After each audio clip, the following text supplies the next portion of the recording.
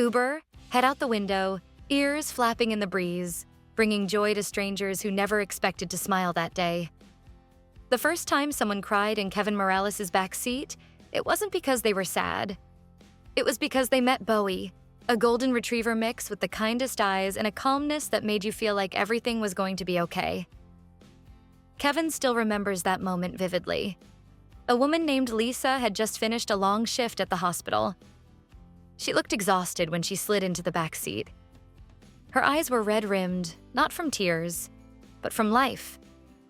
But then Bowie, sitting proudly in the passenger seat, turned around, ears perked and eyes gentle, and she just broke. Not from grief, but from release. She laughed, wiped a tear, and whispered, "I really needed this today." That was the moment Kevin realized he and Bowie were doing something far more meaningful than just giving people rides. It all began like any other rescue story. Kevin wasn't looking for a dog, not seriously. But on a random Tuesday afternoon in Albuquerque, he walked past a rescue event outside a small coffee shop. That's when he saw Bowie. Tiny, nervous, and hiding behind the leg of a volunteer named Maya. Unlike the other puppies bouncing around looking for attention, Bowie was quiet, watchful, almost shy. Kevin crouched down and looked into his eyes, and something clicked. There was a sadness in him that felt strangely familiar. Without giving it much thought, Kevin filled out the forms, paid the adoption fee, and took Bowie home that day. He didn't know it yet, but he had just made the best decision of his life. Bowie was 5 months old, abandoned by a family who couldn't handle the responsibility. Whatever had happened in those first months had left scars. He followed Kevin everywhere, afraid to be left alone. If Kevin even stepped out to take out the trash, Bowie would sit at the door, whining and scratching, terrified he'd been left again. Kevin tried everything: crate training, toys, calming music, even doggy daycare. But nothing seemed to help. The only thing that worked, strangely enough, was the car. The moment Bowie hopped into the passenger seat of Kevin's old Prius, everything changed. His entire body would relax. He'd sit there calmly, watching the world roll by like it was his personal movie. For a dog who couldn't stand being alone, the car became his safe place, so long as Kevin was there. At the time, Kevin was driving Uber to make ends meet.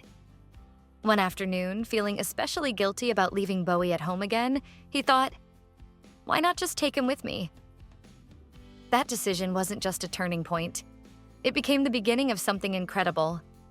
From the very first ride, Bowie wasn't just a passenger. He became the soul of the car. The first passengers were a young couple heading to the airport. The woman squealed the second she saw Bowie. "Is this your dog? Oh my God, he's adorable." She knelt down on the sidewalk, suitcase forgotten, just to pet him.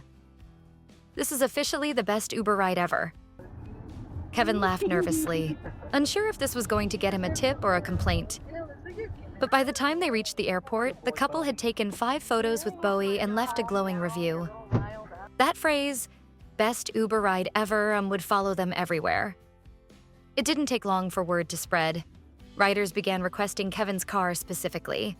People left reviews online, posted pictures, and said things like, "better than therapy," or "can I book this Uber forever?" Kevin was stunned. He hadn't planned any of this, but it was clear. Bowie was doing something special.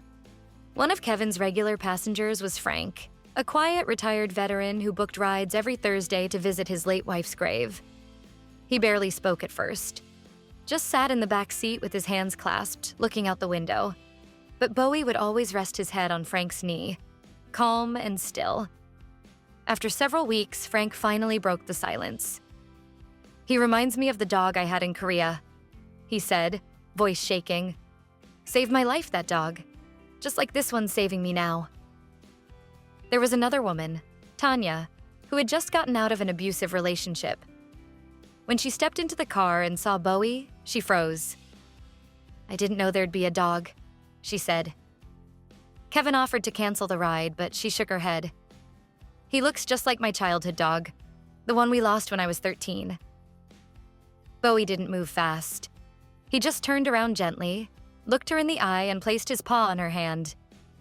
She cried softly the entire ride, but not from sadness. From something deeper. Something like healing. Bowie became more than just a ride-along. He was a therapist, a best friend, a silent comfort in a loud world. Kids would yell, "Puppy," from sidewalks when they passed. Teenagers would request Kevin's car just to hang out with Bowie.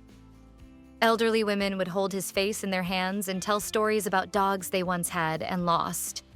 And Bowie listened to everyone, not with words, but with presence.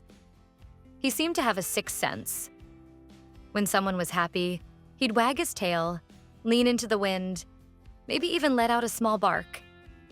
But when someone was hurting, he'd grow still, quiet, grounded. He'd lie down, maybe rest his head on their lap, never pushing, just offering calm. Then there was Marcus, a 15-year-old with autism who rode with Kevin every Friday to his part-time job. At first, he barely made eye contact, but after a few rides, he began to talk. One day, he got into the car holding a folded piece of paper. "I made this for Bowie," he said shyly. It was a pencil sketch of Bowie, sitting peacefully in the front seat with the words, "Thank you for being my friend." Kevin didn't say much, but his throat tightened. He kept that drawing in his glove box for a year. Over time, Kevin and Bowie became a team people depended on. They weren't just giving rides. They were giving people moments of calm in their otherwise chaotic days. A break from the world. A little pocket of peace on four wheels. And Kevin, who once worried about gas money and getting low ratings, now woke up excited for work. Not for the income, but for the stories, for the connections. People started stopping them in public just to say hi to Bowie. One day, a woman named Rachel approached outside a grocery store. "You don't remember me," she said, smiling softly. "But I rode with you 2 years ago. I was heading to court. My ex was trying to take custody of my son. I was terrified. Then I met Bowie.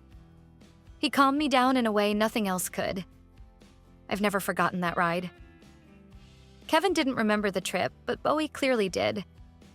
He leaned into her legs like an old friend, head resting against her thigh. Kevin started thinking about the bigger picture. What if he and Bowie could do more? What if they could visit hospitals, schools, senior centers? What if this healing Bowie carried could be shared on a larger scale? That dream has now become Kevin's next goal. He wants to launch a mobile therapy program with Bowie as the heart of it. A traveling companion for those in need of comfort. But to do that, he needs help. Donations. Support. Awareness.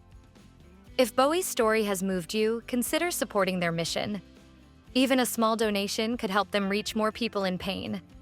People who need to be reminded, just like Kevin was once reminded, that they are not alone. Bowie was once a trembling rescue dog, scared to be left alone. Today, he is a quiet hero with fur, a symbol of second chances, a soft presence in a noisy world. He's proof that healing doesn't come from big speeches or perfect words.